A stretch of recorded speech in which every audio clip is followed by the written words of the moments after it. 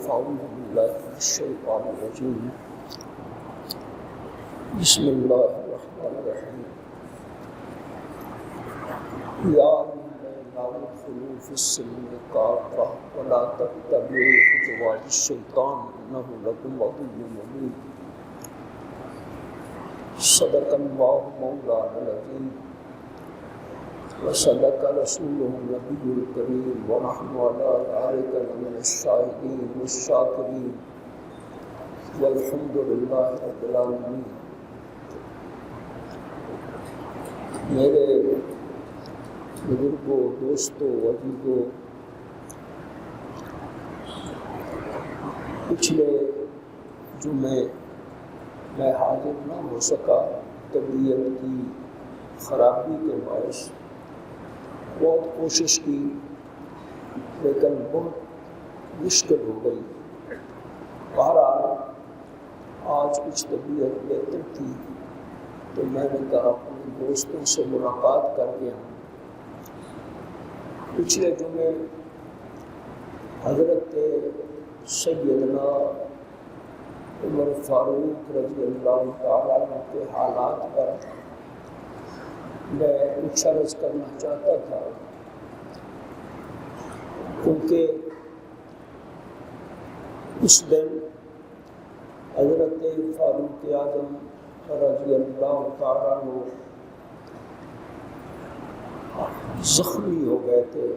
فجر کی نماز پڑھانے تشریف لائے اور وہاں اس مجوسی نے آپ کو نیزہ مارا، خنجر مارا، رات گر گئے اور پھر حضرت عبدالرحمن بن عوف رضی اللہ تعالیٰ عنہ کی نماز پڑھائی۔ پھر کچھ دن کے بعد یکم محرم کو آپ کا وصال ہو گیا۔ حضرت فاروق اعظم رضی اللہ تعالیٰ عنہ کے بارے میں کیا عرض کروں، میری کیا مجال ہے۔ چند باتیں چھوٹی چھوٹی میں آپ کی خدمت میں پیش کروں گا۔ حضرت فاروق اعظم رضی اللہ تعالیٰ عنہ کا اسلام کیسے مسلمان ہوئے، اللہ تعالیٰ نے ان کو بڑی جرأت دی تھی، بڑی شجاعت دی تھی۔ جس بات کو صحیح سمجھتے تھے اس کے لیے اپنی جان مال قربان کرنے کو تیار ہوتے تھے۔ جب انہوں نے یہ سنا کہ ایک شخص ہے جو ہمارے بتوں کو گالیاں دیتا ہے، ہمارے دیوتاؤں کی تصحیح کرتا ہے، تو انہوں نے کہا کہ میں اس کا بندوبست کروں گا۔ بات لمبی ہے، میں بہت مختصر بات کروں گا۔ لوگوں نے وہ حتیٰ کہ یہ ہوا کہ وہ غصے میں آ کے تلوار نکال کر حضور صلی اللہ علیہ وسلم کو شہید کرنے کے لیے آ گئے، مگر اس سے پہلے اللہ تعالیٰ نے ایک دعا قبول کر لی حضور اقدس صلی اللہ علیہ وسلم کی۔ حضور اقدس صلی اللہ علیہ وسلم نے دعا کی تھی کہ یا اللہ، یہ دو عمر ہیں، ایک ابو جہل ہے اور ایک عمر ہے جو بعد میں عمر فاروق ہوئے تھے، ان میں سے ایک کو مسلمان کر دیں۔ یہ دعا کیسے قبول ہوئی؟ مختصر سی بات کہ حضرت حضور صلی اللہ علیہ وسلم دار ارقم میں تھے کہ پتہ لگا کہ سنا ہے کہ ایک شخص آ رہا ہے، لیکن اس سے پہلے یہ بات کہ پتہ لگ گیا کہ وہ حضور صلی اللہ علیہ وسلم کو شہید کرنے کے لیے آ رہے ہیں۔ خیر، انہوں نے کہا کہ نعیم ایک صحابی سے انہوں نے کہا کہ ایسا، اچھا کہاں جا رہے ہو؟ انہوں نے کہا میں محمد صلی اللہ علیہ وسلم کا کام تمام کرنے کے لیے جا رہا ہوں۔ انہوں نے کہا پہلے ایسا کرو، اپنی بہن کا تو پتہ کر دو، تمہاری بہن کے، تمہاری بھائی، تمہارا بہنوئی، وہ سب مسلمان ہو چکے ہیں اور تم کیا کر رہے ہیں؟ خیر بڑے غصے سے آئے، اور غصے سے آ کے انہوں نے آتے ہی دروازہ توڑا، تو حضرت فاروق اعظم رضی اللہ تعالیٰ عنہ کی جو بہن تھی وہ نظر آئی اور وہ قرآن مجید پڑھ رہی تھی۔ انہوں نے کہا کیا پڑھ رہی ہو؟ اور غصے سے اس طرح بے تاب ہوئے غصے میں کہ انہوں نے مارنا شروع کر دیا، پہلے بہنوئی کو مارا، بہن کو مارا، حتیٰ کہ بہن اور بھائی دونوں کو زخمی کر دیا، خون بہنے لگا۔ اچھا اب وہ یہ مسلم، لیکن بہن نے کیا کہا؟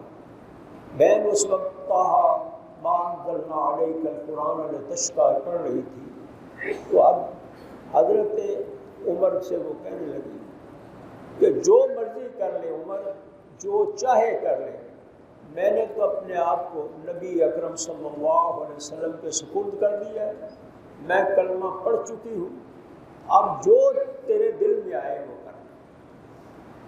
خیر وہ حیران ہو گئے، عمر حیران ہو گئے کہ یہ آخر بات کیا ہے۔ تو اب انہوں نے اچانک کہا، سوچا کہ یہ میری بہن مر جانے کے لیے تیار ہے لیکن اپنی بات چھوڑنے کے لیے تیار نہیں، تو ان کے دل پسیج گیا، دل نرم ہو گیا۔ تو وہ علامہ اقبال نے اس کو یوں نقل کیا، انہوں نے کہا تو بے دانی کے سود، یہ فرمایا کہ مطلب یہ ہے کہ تم جانتی ہو کہ یہ جو تیری قرات ہے کہ تو میدانی کے سوزے کے رہتے تو دیگر گوں کرد تقدیر عمر لا۔ عمر کی تقدیر بدل گئی، کس سے؟ کہ قرآن مجید پڑھ رہی تھی، بہن قرآن مجید پڑھ رہی تھی اور مار کھا رہی تھی اور کہہ رہی تھی کہ میں نبی اکرم صلی اللہ علیہ وسلم پر ایمان لا چکی ہوں، میں تو پیچھے ہٹنے کے لیے تیار ہوں۔ یہ وہ پہلا ٹیکہ تھا جو حضرت فاروق اعظم کو لگا۔ اب انہوں نے کیا کیا؟ انہوں نے کہا میں ٹھیک ہے کہ میرے لیے پانی لاؤ، اور انہوں نے کہا قرآن مجید مجھے بھی دکھاؤ۔ اس نے کہا میں نہیں دکھا سکتی، تو گندا آدمی ہے، تو ناپاک ہے، پہلا غسل کر، وضو کر اور اس کے بعد میرے پاس آ۔ خیر وہ آ گئے اور اس کے بعد انہوں نے کہا کہ میں اب نبی اکرم صلی اللہ علیہ وسلم کی خدمت میں جاتا ہوں۔ حضور صلی اللہ علیہ وسلم کی خدمت میں تشریف لے گئے، حاضر ہوئے تو حضور صلی اللہ علیہ وسلم اس وقت دار ارقم میں تھے، حضرت حمزہ بھی وہاں تھے۔ اب حضور صلی اللہ علیہ وسلم نے اللہ اکبر کو پتہ چلا کہ عمر آ رہا ہے اور بڑے سخت ارادوں سے سنا آ رہا ہے، تو پھر ہوا کیا؟ ہوا یہ کہ حضرت حضور صلی اللہ علیہ وسلم نے فرمایا کہ آپ جس سال میں ہے اس میں آنے دو۔ حضرت حمزہ بولے کہ اگر یہ حضور صلی اللہ علیہ وسلم کو تکلیف پہنچانے کے لیے آ رہا ہے تو پھر ہم خود اس سے نمٹ لیں گے، اب فکر نہ کریں۔ خیر وہ آئے، حضور صلی اللہ علیہ وسلم سے ملاقات، زیارت کی اور کہا عمر کس ارادے سے آئے ہو؟ کہا میں آپ کا غلام بننے کے لیے آیا ہوں۔ اسی وقت کلمہ شہادت پڑھا اور سارا علاقہ اور سارے لوگ جو ہیں وہ اللہ اکبر کی ترانے پڑھنے لگے۔ تو یہ تو وہ واقعہ ہے جو مختصر میں نے آپ کو سنایا ہے۔ اب میں 2-3 چیزیں سارے دوستوں کی خدمت میں پیش کروں گا جو میری نہیں ہیں، وہ علامہ علی طنطاوی کی ہیں، اور بڑی کوشش سے اللہ تعالیٰ نے مجھے نصیب فرما دی میں نے کہا وہ آپ کے سامنے بیان کروں کہ وہ کتنے عظیم شخصیت تھی. حضرت عمر فاروق رضی اللہ تعالیٰ. ایک واقعہ ہے کہ حضرت عمر رضی اللہ تعالیٰ عنہ کا کہتے ہیں کہ آپ اب سنتے جائیں گے. اب ساری میری تقریر جو ہے اب علی طنطاوی کی تقریر میں بدل گئی. علی طنطاوی کہتے ہیں کہ لوگوں کو آپ کا کیا خیال ہے کہ یہ انتہائی بدحال مفلس فاقہ کش اور قحط زدہ کھال اور چمڑے تک کھا جانے والے عرب بدو روئے زمین کے سب سے بیش بہا ذخیرہ اور خزانہ کے مالک ہو جانے کے بعد کیا کریں گے؟ کسریٰ کے خزانوں اس کے ہیرے جواہرات اور مال و دولت پر غالب ہونے کے بعد اور من جانب اللہ اس کے استعمال کے حلال اور مباح ہو جانے کے بعد وہ کیسا برتاؤ کریں گے؟ آپ تصور کیجئے کہ اگر کوئی فوج اس اسلامی فوج کی جگہ ہوتی تو وہ کیا کرتی؟ آج کے ترقی یافتہ ملک کا ترقی یافتہ لشکر کیا کچھ نہ کرتا کہ آپ بازار میں بھی کہیں بھی کوئی ایسی مثال لا سکتے ہیں کہ کوئی مفلس اور نادار ہو اور وہ لاکھوں کی مالیت کے جواہرات کا مالک بن بیٹھے، پھر اس کے اس عمل کی کسی کو خبر اور اطلاع بھی نہ ہو. کیا ایسے حال میں اس کا جذبہ امانت اور دیانت بھڑک اٹھے گا اور سرکاری ذمہ داری اور عہدیدار تک اس مالک کو پہچاننے پر آمادہ کر سکے گا؟ مگر اسلامی لشکر میں ایسے بے شمار نظائر موجود ہے اور شاید. چنانچہ آپ مدائن کی فتح کا واقعہ پڑھ لیجیے. یہ حضرت فاروق اعظم رضی اللہ تعالیٰ کی کمان میں یہ فوج گئی، لشکر اسلامی مدائن میں پہنچ چکا ہے، مال غنیمت جمع ہو رہا ہے، لوگ سارا مال اس محکمے کے ذمہ دار کو بلا پسو پیش کر رہے ہیں کہ اچانک ایک شخص ہاتھ میں ایک برتن لیے آتا ہے اور بلا چون و چرا حوالے کر دیتا ہے. ذمہ داران حاضرین اس برتن کے اندر دیکھ کر دہشت زدہ اور ششدر رہ جاتے ہیں اور بے اختیار کہہ اٹھتے ہیں کہ اس جیسا مال ہم نے آج تک نہیں دیکھا. ہمارے پاس جمع شدہ اموال کی تو کوئی حقیقت نہیں، تو وہ اس کے پاسل بھی نہیں ہو سکتے. کیا تم نے اس میں سے کچھ لے رکھا ہے؟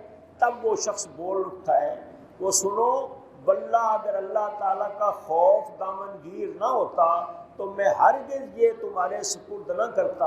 اور واقعی وہ سچا تھا، ورنہ اس ہنگامے اور شور و گل میں اور اس ہجوم اور ازدحام میں اللہ کے سوا کون کسے دیکھ رہا تھا اور کون کس کے پیچھے لگا ہوا تھا؟ جب ان حاضرین نے کہا تم بڑے عظیم المرتبت انسان ہو، تمہارا تعارف کیا ہے؟ مگر اس نے جواب دیا نہیں، میرا تعارف جان کر تم کیا کرو گے؟ میں تمہیں بتاؤں گا، پر اگر میں تمہیں بتاؤں گا تو میری تم مدح اور تعریف کرو گے اور میں یہ نہیں چاہتا. میں اپنے پروردگار کا ثنا خوان ہوں اور اس کے اجر و ثواب پر راضی اور شادہ ہوں. یہ ایک نمونہ ہے اسلامی فوج کی امانت اور دیانت کا. یہ ایک یا دو کا طرز عمل نہیں، پورے کا پورا لشکر اسی کالم میں ڈھلا ہوا تھا اور اسی طور اور طرز پر کاربند تھا. اس لشکر کی امانت اور پاکیزگی، عفت اور دیانت کے کئی واقعات ہیں. اسلامی فوج کے سب سے بڑی ٹولی کے قائد سیدنا جابر ابن عبداللہ کی شہادت، انہوں نے فرمایا خدائے وحدہ لا شریک کی قسم ہم نہیں جانتے کہ قادسیہ کے مجاہدین میں سے کوئی اجر اخروی کے علاوہ کسی دنیاوی منفعت کا خواہاں ہو. 3 آدمیوں کے بارے میں کچھ بدگمانی تھی. پھر لشکر کے قائد اور کمانڈر سیدنا سعد بن ابی وقاص کا بیان ہے. انہوں نے فرمایا بخدا پورا لشکر امانت اور دیانت کا نمونہ تھا. اگر اہل بدر کو من جانب اللہ سبقت اور فضیلت کا شرف نہ ملا ہوتا تو میں افواج قادسیہ کو اہل بدر سے افضل قرار دے دیتا۔ میں نے بہت سی قوموں کو دیکھا ہے کہ وہ اپنے جمع کردہ غنائم میں سے کیسی کیسی بے اعتدالیاں اور بے راہ روی کرتی ہیں، مگر اہل قادسیہ کے بارے میں نے ایسا کچھ نہیں سنا۔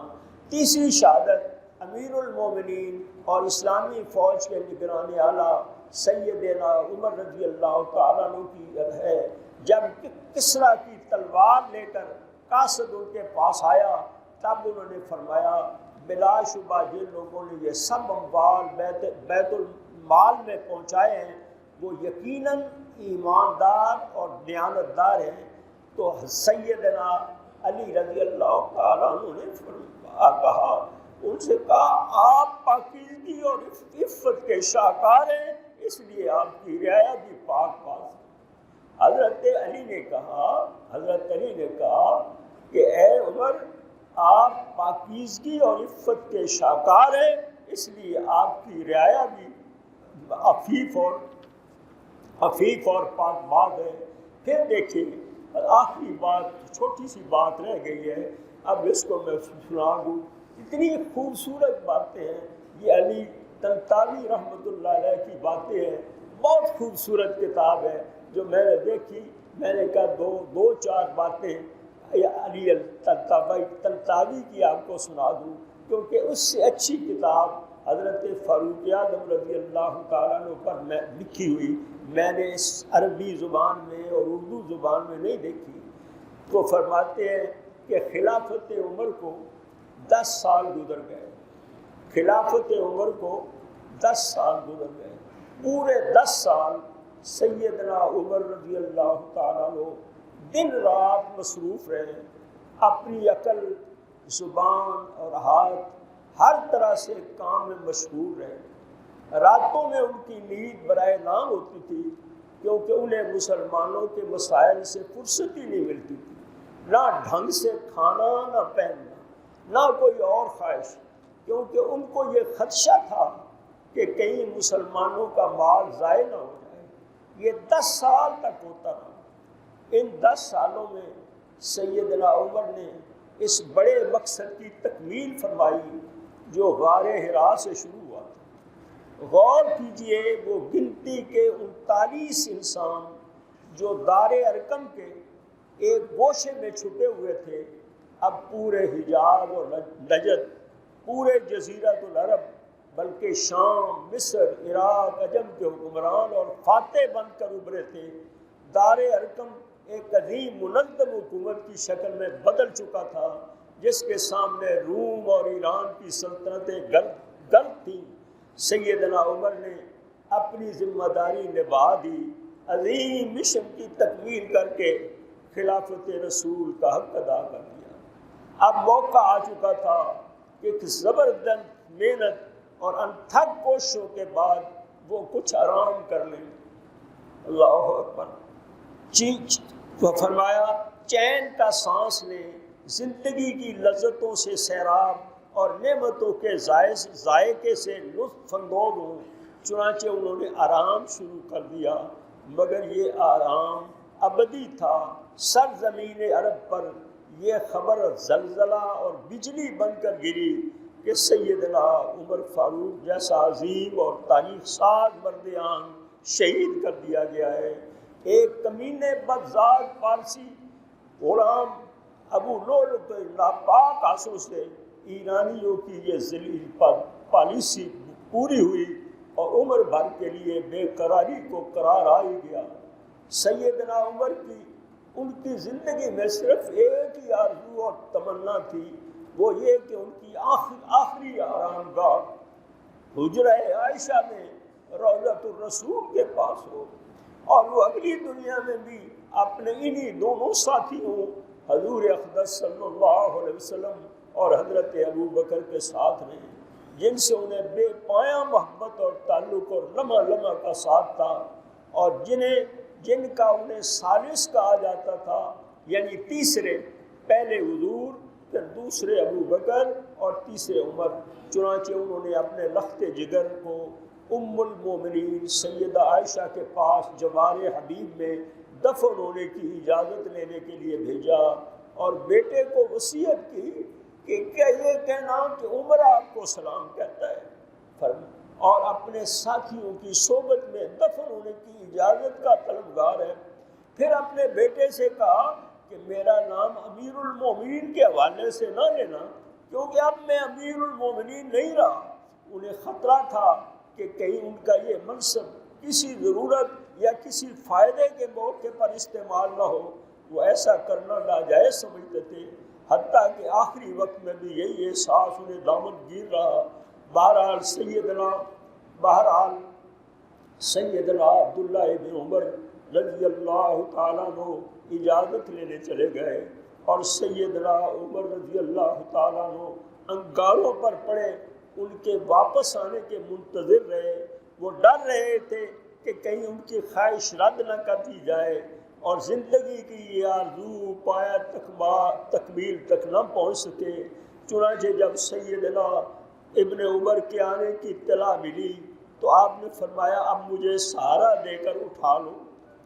انقلاب لیل و نہار دیکھیے، یہ وہی سیدنا عمر ہیں جن کی قوت اور عظیمت ضرب المثل تھی، جو گھوڑے کا ایک کان ایک ہاتھ سے اور دوسرے ہاتھ سے پکڑ کر چھلانگ لگاتے تھے اور اس کی پشت پر اس طرح چڑھ جاتے تھے جیسے وہ گھوڑے کی پشت پر پیدا ہی کیے گئے۔ یہ وہی سیدنا عمر ہیں جو موسم گرما کی سخت دھوپ اور لپٹ میں صحرا میں جا کر صدقے میں آئے ہوئے 2 اونٹوں کو پکڑ کر لے آئے۔ یہ طاقتور، بہادر اور عظیم الشان انسان جن کی ہیبت کا سکہ جمع ہوا تھا، اگر وہ اپنے ساتھیوں سے کسی ضرورت کے وقت بات کرتے تب بھی ان ساتھیوں پر ہیبت طاری ہو جاتی۔ یہ تھے اپنے زمانہ کے عمر، مگر اب انقلاب روزگار تھا کہ وہ خود بلا سہارا کے اٹھ نہیں سکتے تھے۔ یہ ہے خدائے برحق کی قدرت اور صدائی کا کرشمہ۔ انقلاب جہاں واحد ہے، واحد رب ہے، سن لو، ہر تغیر سے صدا آتی ہے ففم ففم۔ چنانچہ انہیں اٹھایا گیا، پھر انہیں اپنی آرزو اور تمنا کے قبول ہونے کی اطلاع ملی، تب ان کا دل خوشی سے معمور ہو گیا اور وہ بے اختیار کہہ پڑے الحمدللہ، مجھے سے آرام گاہ سے زیادہ کوئی چیز پسند نہ تھی۔ پھر وہ بستر پر لیٹ گئے اور روح کف سے انصری سے پرواز کر دی۔ چنانچہ اس چھوٹے سے برکت اور مقدس کمرے میں جہاں بارہا سردار دو جہان پر وحی کا نزول ہوا تھا، جہاں دنیا کے وفود آتے تھے اور جہاں تاریخ کے ذری اور بے مثال صفحات تیار ہوئے تھے، وہاں ایک چھوٹا سا گڑھا کھودا گیا اور سیدنا عمر رضی اللہ تعالیٰ عنہ کا انتظار شروع ہو گیا کہ وہ آپ پر آرام کرے۔ سیدنا عمر تو آئے، مگر اس کی آمد میں وہ شدت اور طنطنہ نہیں تھا۔ اب اس کے بعد وہاں اس مقدس آرام گاہ کے سامنے اس وقت سے لے کر اب تک مسلمان روئے زمین کے ہر گوشہ سے آتے رہے ہیں اور آتے رہیں گے، اور بڑے ہی سکون اور ادب سے کہتے ہیں اور کہتے رہیں گے السلام علیکہ یا رسول اللہ، السلام علیکہ یا ابا بکر، السلام علیکہ یا عمر۔ یہ مدحیں قیامت تک جاری رہے گی، کبھی بند نہ ہوں گی۔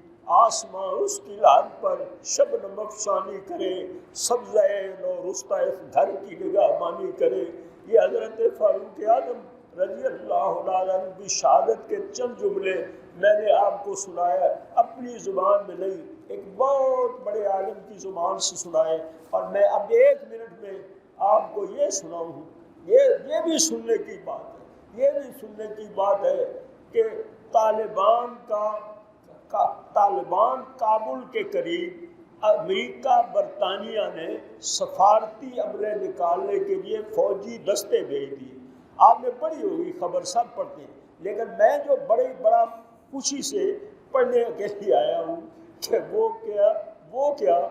وہ یہ ہے کہ امریکہ والوں نے کہا کن کو؟ طالبان کو کہہ رہے ہیں ہمارے سفارت خانے کو بخش دیں۔ حضرت یہ کہا ہم مہربانی کریں ہمارے سفارت خانے کو بخش دیں، امریکہ کا طالبان سے مطالبہ۔ آپ دیکھو آپ دیکھو بڑا کون ہے؟ بڑا اللہ ہے، اللہ اکبر، اس کو یاد رکھو۔ یہ کون ہے؟ یہ خود ان کا بیان ہے، ان کا اپنا بیان ہے امریکہ والوں کا، کہ امریکہ والے کس کو کہہ رہے ہیں؟ طالبان کو کہہ رہے ہیں کہ مہربانی کر کے ہمارے سفارت خانے کو بخش دیں۔ امریکہ کا طالبان سے مطالبہ آپ دیکھو اس واسطے مسلمانوں، وَلَا تَهِنُوا وَلَا تَحْزَنُوا وَأَنْتُمُ الْأَعْلَوْنَ إِن كُنتُم مُؤْمِنِينَ۔ اللہ تعالیٰ ہمیں حضرت فاروق اعظم رضی اللہ تعالیٰ عنہ کے طرز پر زندگی گزارنے کی توفیق دے، ہم سچے مسلمان بن جائیں تو انشاءاللہ یہ کفر ہمارے سامنے نہیں ٹھہر سکتا۔ اللہ تعالیٰ ہمیں سچا مسلمان بنائے، ہماری نسلوں کو سچا مسلمان بنائے، اور ہمارے دل میں جو ان کافروں کی سطوت ہے اور عظمت ہے، اللہ اس کو ہمیشہ ہمیشہ کے لیے مٹائے۔ آخر دعوانا الحمدللہ رب العالمین۔